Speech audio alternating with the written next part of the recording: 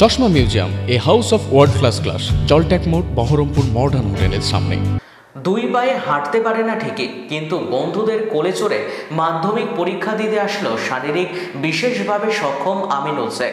ছোট থেকেই পড়াশোনার প্রতি টান ও ভালোবাসা রয়েছে, তাই প্রতিবন্ধকতাকে জয় করে এই বছর মাধ্যমিক পরীক্ষা দিচ্ছে আমিনুল শেখ।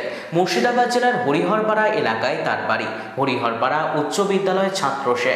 তার সিট পড়েছে বারুইপাড়া উচ্চ বিদ্যালয়। ছোট থেকেই পড়াশোনায় ভালো, বড় হয়ে প্রতিষ্ঠিত হতে চায় আমিনুল।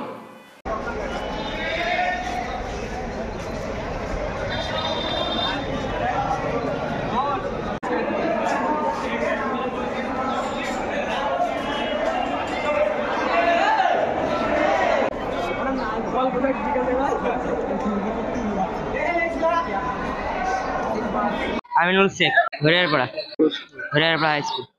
মা কোলে করে নিয়ে যায়, নিয়ে আসে মার সঙ্গে। মা বাবা সাহস দিয়েছে পড়াশোনা করে ভালো জায়গায় যেতে, একটা চাকরি অথবা অন্য কিছু।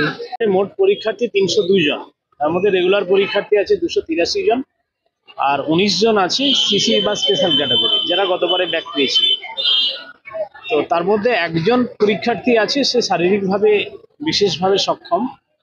যদিও সরকারি নিয়মে যেহেতু তার হাতের কোনো প্রবলেম নেই, ফলে হাতে সে নিজে লিখতে পাবে, ফলে কোনো অনুলেখক বা স্ক্রাইবের সুযোগ সে পাচ্ছে না সরকারি নিয়মে।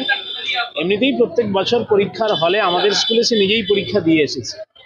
তার অভিভাবক এসেছিল, আমরা খুব যত্ন সহকারে তাকে হলের মধ্যে প্রবেশ করালাম। সমস্ত পরীক্ষার্থীর প্রতি আমাদের শুভেচ্ছা রইল।